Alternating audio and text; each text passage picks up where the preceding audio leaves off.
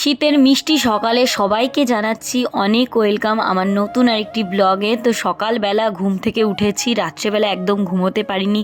পিকনিকে এত নাচ গান, তারপরে শর্ট জায়গার সমস্যা, মানে আমার একটা খুব প্রবলেম, আমি যেখানে সেখানে ঘুমোতে পারি না।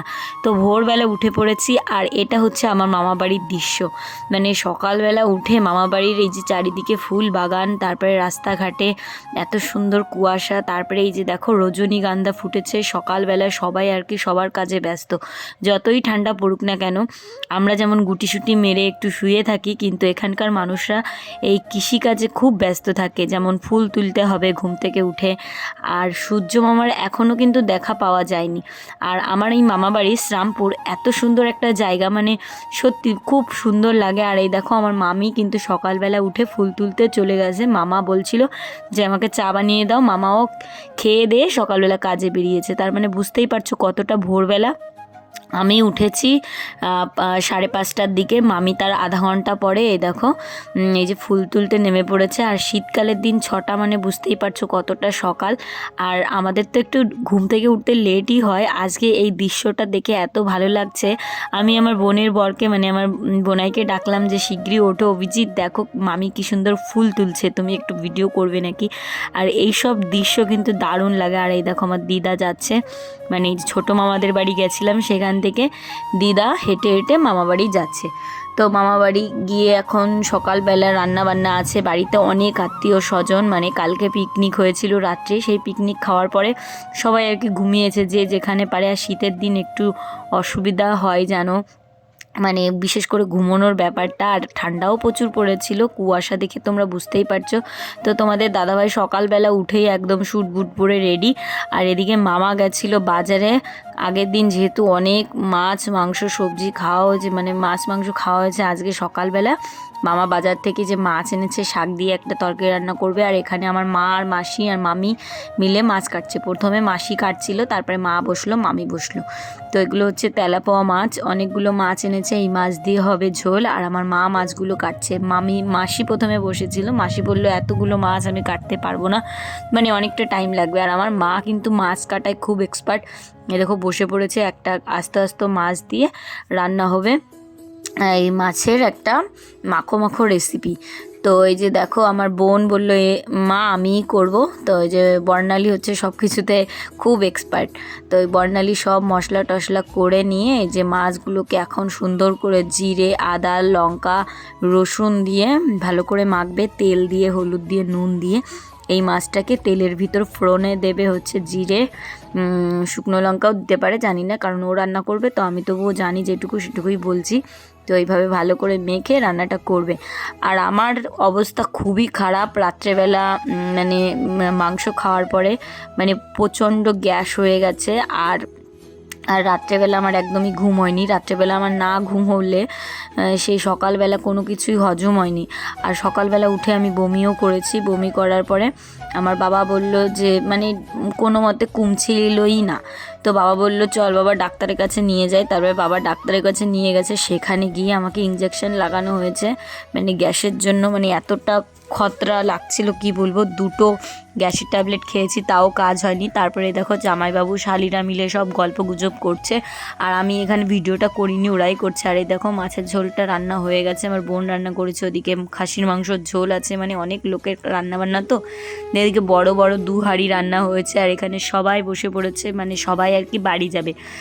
একটা দিন ছিলাম সবাই মিলে, মাসি মেসো তারপরে বোনরা মামি, তো মানে মজা তো হয়েছে। তারপরে কিন্তু একটু কষ্টও আছে, মানে এত মানুষের রান্না বান্না সবাই মিলে কাজ করলে কিন্তু মজাও লাগে, আবার একটু মানে বুঝতেই পারছো অনেক বাড়িতে অনেক লোকজন হলে যেটা হয়। তো আমার মারও শরীর খুব খারাপ, কালকে রাত্রিবেলা অনেক রাত্রে খাওয়া দাওয়া করেছি, গ্যাস হয়েছে। সবারই প্রচণ্ড একটাই সমস্যা, রাত্রেবেলা ঘুম হয়নি আর গ্যাস হয়েছে।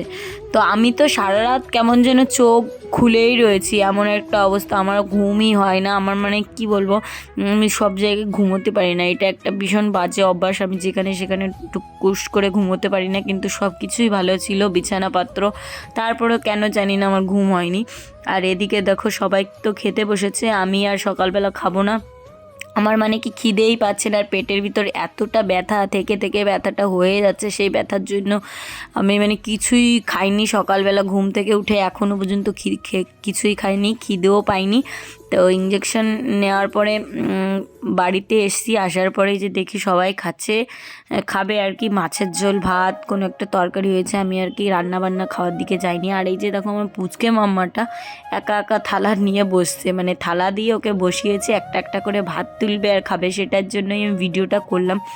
তো ওকে ভাত দেবে, তো এই যে মাসি সবাইকে দিচ্ছে, হয়তো মনে হয় কোনো শাকের তরকারি রান্না করেছিল, পালং শাকের তরকারি, তো আমি সেটা জানিও না, আমি মাছের ঝোলও খাইনি, ভাতও খাইনি, তা আমি কি বলবো বলো। তো সবাই তো এই যে বসলো, বাড়ি যেতে হবে, বাবা বলছিল তোর এত শরীর খারাপ, বাড়ি যাওয়ার দরকার নেই, আমাদের বাড়ি চল। চলে আসলাম, মানে ভেবেছিলাম ভিডিও করব, কিন্তু এতটাই শরীর খারাপ, এসে বিছানায় শুয়ে আছি। আর এই নাকের ফোড়াটাও কমছে না, আর ভীষণ পরিমাণে শরীর খারাপ। মেয়েটাকে স্নান করিয়ে দিল ওর বাবা, এখন আমি স্নান করব, জল গরম হয়ে গেছে। বাড়ি এসে মানে পেটে এত যন্ত্রণা, শুয়েই আছি, ওঠার ক্ষমতা নেই। সকাল থেকে এখনো কিছু খাইনি, প্রায় 2টো বাজে। চোখ মুখ দেখে বুঝতেই পারছো, মানে পুরো একদম বসে গেছে মুখটা। চলো আমি আগে স্নান করে এসে এই যে বসে আছি একটু রোদ পোয়ানোর জন্য। মানে সকালবেলা থেকে তো খাওয়া দাওয়া নেই, রান্না করতে হবে। তো আমার না এমন পরিস্থিতি, আমি উঠে দাঁড়াতে পারছি না যে রান্না করে দুটো খাবো। বাবার বাড়ি থাকলেই ভালো হতো। তো ওর বাবাকে বললাম দেখো চোখ মেলতেই পারছি না, এখন করতে হবে রান্না। কী করবো, আমি তো বেশি কিছু খাবো না, সিদ্ধ ভাতই করবো বলো, এই সময়টা সিদ্ধ ভাত। তো চলো সিদ্ধ ভাত করি। ছাদেও যাবে তো, আজকে রোদ নেই, আজকে ওয়েদারটা দেখো কেমন, নিজেকে দেখে নিজেই চিনতে পারছি না। বাড়ি এসে আমি কোনো কিছুই করিনি, ওর বাবাকে বলেছি মেয়েকে স্নান করিয়ে দাও, করিয়েছে। তারপরে আমি এই যে স্নানটা করে এখন একটু ছাদের পর বসলাম রোদ পোয়াতে। তারপরে কটা সিদ্ধ ভাত রান্না করে খেয়েছি, আর শরীরটা ভালো ছিল না। পরের দিন সকালবেলার ভিডিও এটা। তো সকালবেলা এই যে দেখো শাক কিনেছি, এই শাক দিয়ে মাছ দিয়ে তরকারি করব। আর রাত্রেবেলা ঘুমিয়েছি জন্য এত সুন্দর শরীরটা একদিনে চাঙ্গা হয়ে গেছে, মানে আমার ঘুমের প্রয়োজন ছিল, সেটা আর কি তখন হয়নি।